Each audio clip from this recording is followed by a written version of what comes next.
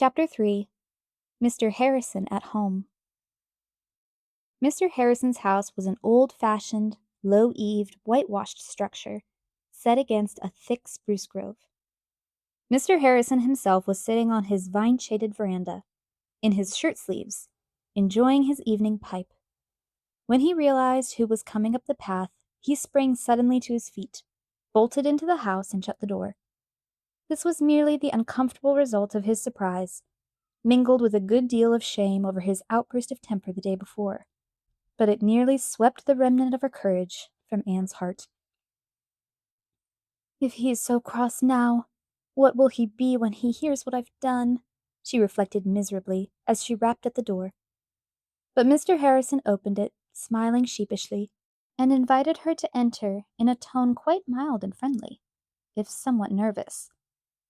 He had laid aside his pipe and donned his coat, and he offered Anne a very dusty chair very politely, and her reception would have passed off pleasantly enough if it had not been for the tell-tale of a parrot who was peering through the bars of its cage with wicked golden eyes.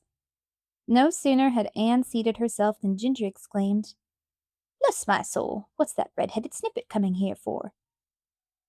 It would be hard to say whose face was the redder, Mr. Harrison's or Anne's.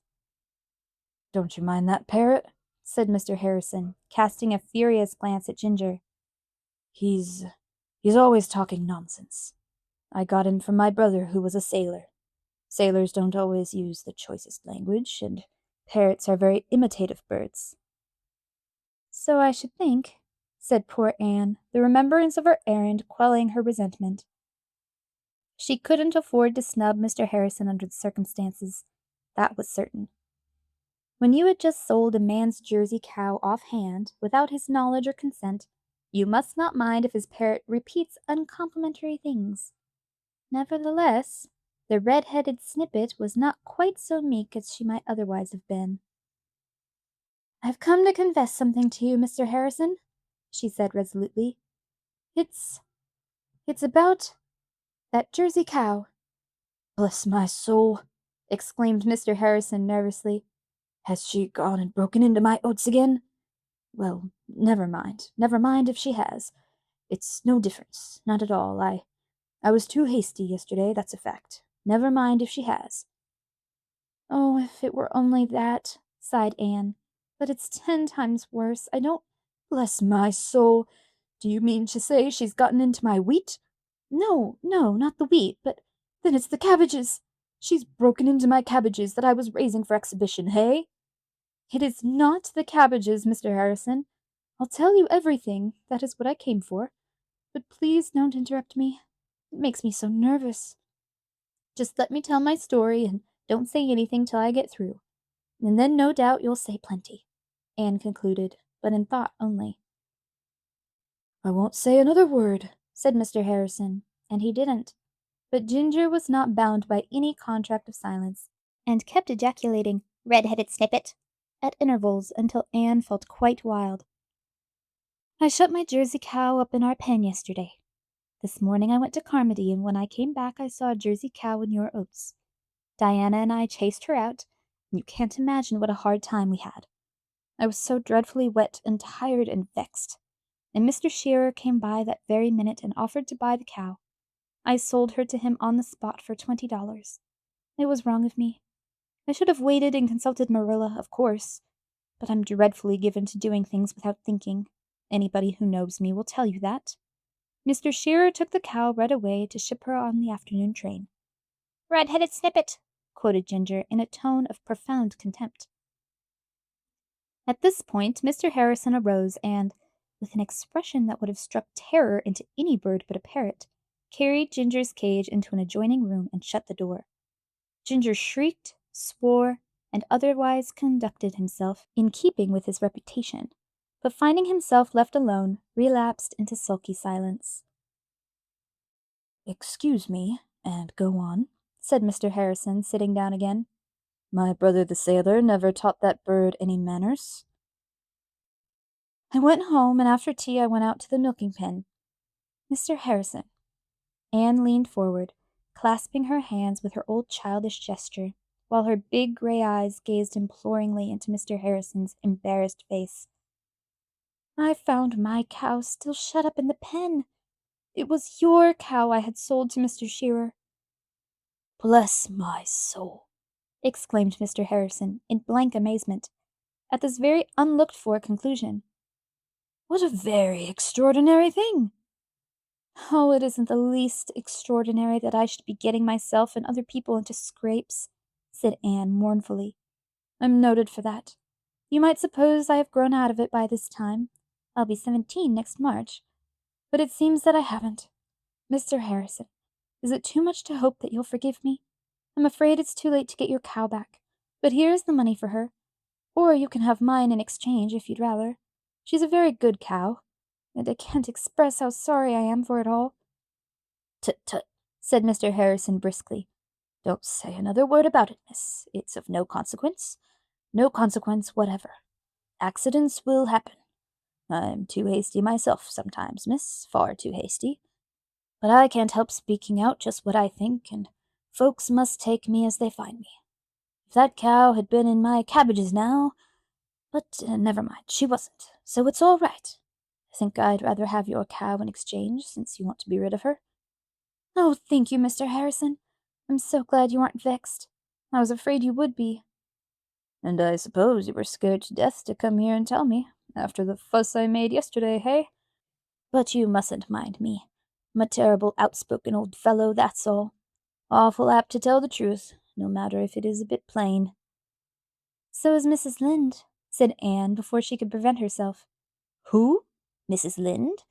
Don't you tell me I'm like that old gossip, said Mr. Harrison irritably. I'm not a bit. What have you got in that box? A cake, said Anne archly. In her relief at Mr. Harrison's unexpected amiability, her spirits soared upward feather light. I brought it over for you. I thought perhaps you didn't have cake very often. I don't, that's a fact, and I'm mighty fond of it. I'm much obliged to you. It looks good on top. I hope it's good all the way through. It is, said Anne, gaily confident. I have made cakes in my time that were not, as Mrs. Allen could tell you, but this one is all right. I made it for the Improvement Society, but I can make another for them. Well, I'll tell you what, miss, you must help me eat it. I'll put the kettle on and we'll have a cup of tea. How will that do? Will you let me make the tea? Said Anne dubiously. Mr. Harrison chuckled. I see you haven't much confidence in my ability to make tea. You're wrong. I can brew up as good of a jorum of tea as you ever drank. But go ahead yourself. Fortunately, it rained last Sunday, so there's plenty of clean dishes. Anne hopped up briskly and went to work. She washed the teapot in several waters before she put the tea to steep. Then she swept the stove and set the table, bringing the dishes out of the pantry.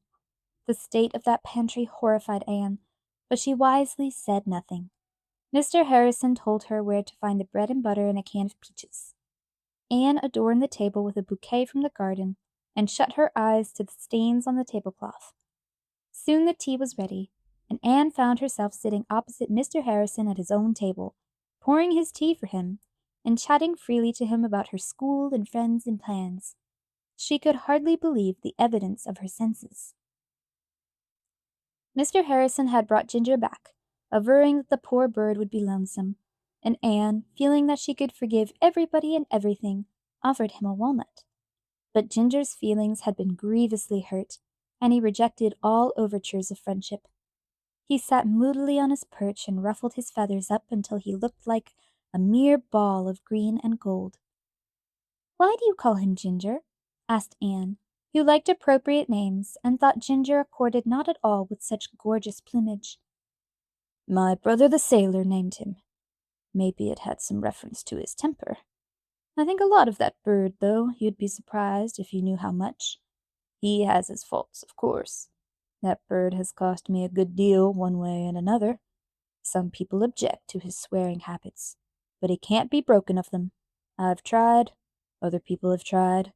Some folks have prejudices against parrots. Silly, ain't it? I like them myself. Ginger's a lot of company to me. Nothing would induce me to give that bird up. Nothing in the world, miss.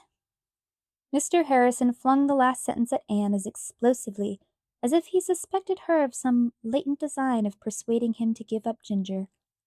Anne, however, was beginning to like the queer, fussy, fidgety little man, and before the meal was over, they were quite good friends. Mr. Harrison found out about the Improvement Society, and was disposed to approve of it. "That's right. Go ahead. There's lots of room for improvement in this settlement, and in the people, too." "Oh, I don't know," flashed Anne. To herself, or to her particular cronies, she might admit that there were some small imperfections, easily removable, in Avonlea and its inhabitants. But to hear a practical outsider like Mr. Harrison saying it was an entirely different thing. "I think Avonlea is a lovely place, and the people in it are very nice, too."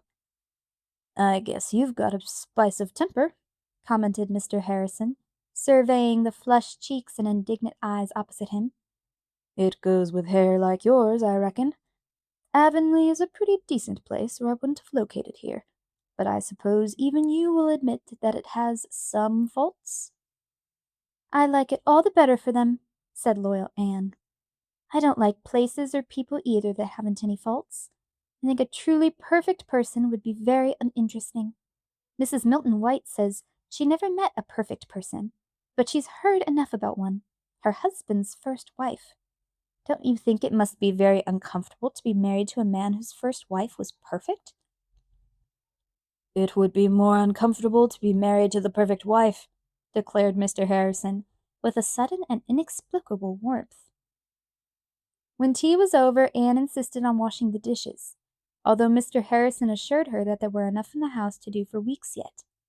She would dearly have loved to sweep the floor also, but no broom was visible, and she did not like to ask where it was, for fear there wasn't one at all. "You might run across and talk to me once in a while," suggested Mr. Harrison when she was leaving. "'Tisn't far, and folks ought to be neighborly. I'm kind of interested in that society of yours. Seems to me there'll be some fun in it. Who are you going to tackle first?" "We are not going to meddle with people. It is only places we mean to improve," said Anne in a dignified tone. She rather suspected that Mr. Harrison was making fun of the project. When she had gone, Mr. Harrison watched her from the window, a lithe, girlish shape, tripping light-heartedly across the fields in the sunset afterglow. "I'm crusty, lonesome, and a crabby old chap," he said aloud.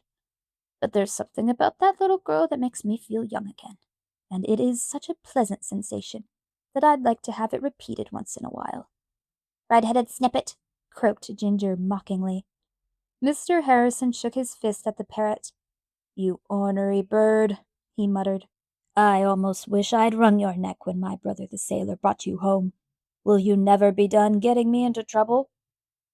Anne ran home blithely and recounted her adventures to Marilla, who had not been a little alarmed by her long absence, and was on the point of starting out to look for her. "It's a pretty good world after all, isn't it, Marilla?" concluded Anne happily. "Mrs. Lynde was complaining the other day that it wasn't much of a world. She said whenever you looked forward to anything pleasant, you were sure to be more or less disappointed.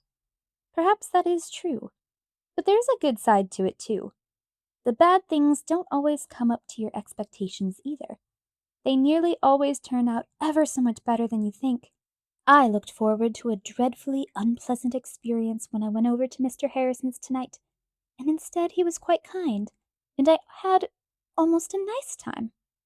I think we're going to be real good friends, if we make plenty of allowances for each other, and everything has turned out for the best. But all the same, Marilla, I shall certainly never again sell a cow before making sure to whom she belongs, and I do not like parrots."